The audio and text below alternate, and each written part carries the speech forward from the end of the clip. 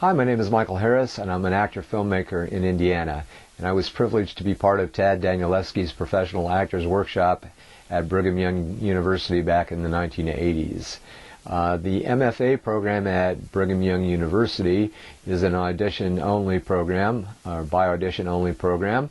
Tad Danielewski's class was a by-permission-of-teacher-only program, so I had to audition to get into the MFA program there, and Tad believed in me and my abilities at the time when some of the other professors were a little less certain about them, and he admitted me into his class there. So I kind of felt connected to Mr. D, as we affectionately called him, from the beginning because of his belief in my talents. The workshop was really like no other. It wasn't a class in the terms of a lecture series or given assignments that you had to complete in the course of that class. It was very much a free will, own initiative type of class.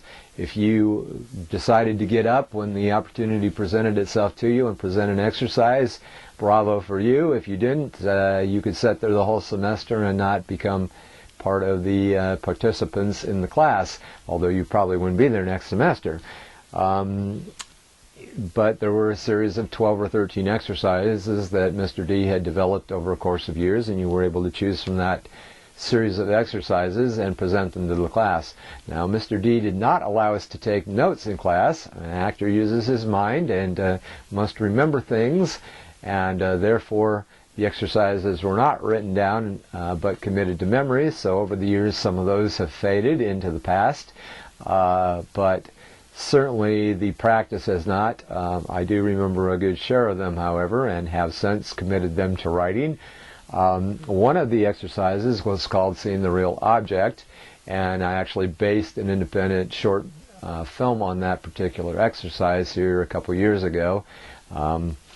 But the idea of the exercise was to see the real object. As actors, we're called upon to interact with our environment and to understand our environment and to place ourselves into the environment. And if you simply pick up a prop and throw it to the side or don't really give it much thought, then it doesn't really have the impact that it does if you actually have become part of that and know what your prop is about or what your action is about or where you're at. So you would take this pair of glasses and you would examine them and try and see every intricate detail that you possibly could about those. The counter exercise to that was seeing the imaginary object, in which you would try to see the imaginary object at the time that you were there in the workshop and presenting. After the exercises, the class had opportunity to comment their observations of your presentation of the exercise. It was not supposed to be directorial in nature. It was not supposed to be critical in nature.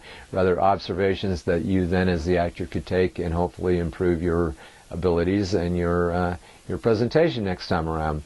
Scene work was very seldom done in the workshop. When it was done, it was part of another exercise as well. So a scene would be presented to do something like speak as loudly as possible and still get across the idea of the dialogue, or speak as softly as possible, or speak as rapidly as possible, or as slowly as possible. Can you communicate the meaning and the nuances of that dialogue in the course of speaking loudly, or speaking fast, or slowly, or softly? And did you accomplish the exercise, is the question that the class would ask by their comments and by their feedback. Mr. D would then take opportunity to comment as well, and it was always very insightful what you would hear both from the class and from him. A group of us, as part of the workshop, would also meet at 7 o'clock every morning and do physical exercises and verbal exercises and sometimes trust exercises. The idea was to develop the whole actor and to perfect your instrument in such a way that it was usable when you needed to use it. Mr. D would not always show up for those sessions. However, when he did, it was certainly a privilege to have him there, and always something new came from that. I was fortunate to know him a little bit outside of the workshop as well. A group of us at one point in time went to a little local cafe that was patterned after a New York-style diner. He would never cease to be amazed by the waitress's ability to support her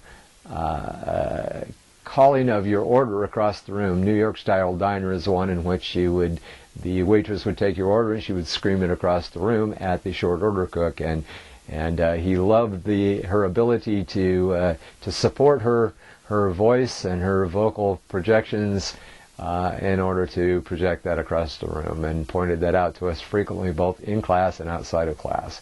So that was fun. That particular diner happened to be one frequented by Robert Redford as well.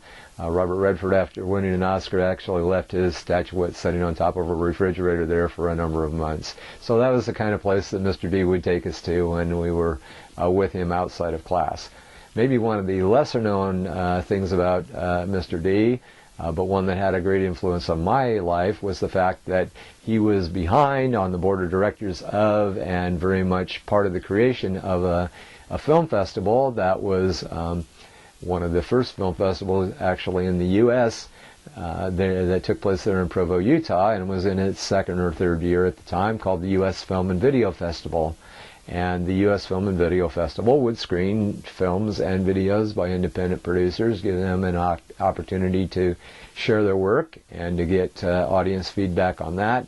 There were workshops. Jamie Lee Curtis came and presented a workshop there for that. And at the time, you would buy your tickets out of an old double-decker bus that sat on the property there. So it was quite an experience, and very much a new experience, and something that was in the process of formation. A couple of years later, Robert Redford took that festival over, and it's since become known as the Sundance Film Festival. But Mr. D was very much part of the creation of that festival. Of course, he had many famous students in Hollywood before he came to Utah. Eli Wallach, Martin Sheen, people like that. We were privileged to have Mr. Wallach come and talk to the class at one point in time, and share that experience with us. A young fellow by the name of Don Bluth showed up for class one day. Don was an animator with Disney for a number of years, and at the time was going independent and creating his first animated feature, The Secret of NEM, and we were able to screen part of that and to talk with him about that and share that experience with him.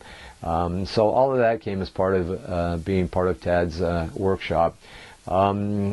We actually had some people in our class that had been famous before they came to the workshop, and people that created quite a career for themselves afterwards. Johnny Whitaker, who was achieved a great deal of fame as a child actor, playing opposite Jodie Foster in a number of Disney films. He did the musical version of Tom Sawyer from Reader's Digest, and as a very young child actor, was on Family Affair, a show that did pretty well on television.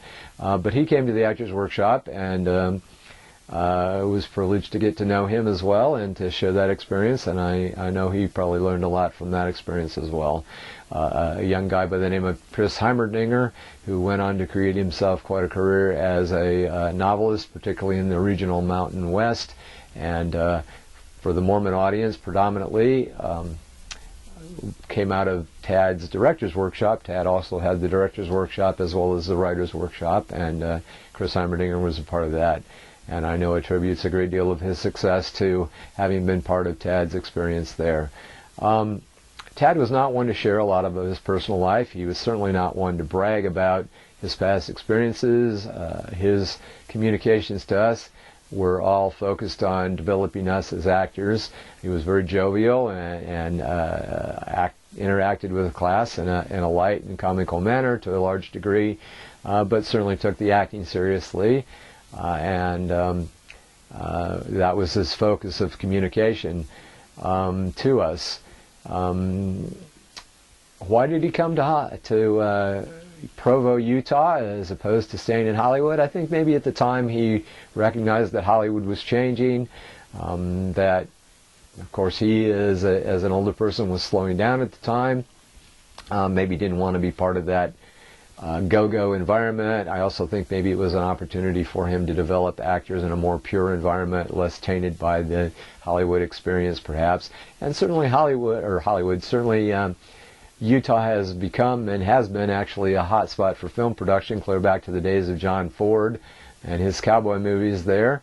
At the time I was there in the 80s, there were a number of productions, both television and film, that were taking place there, and there continues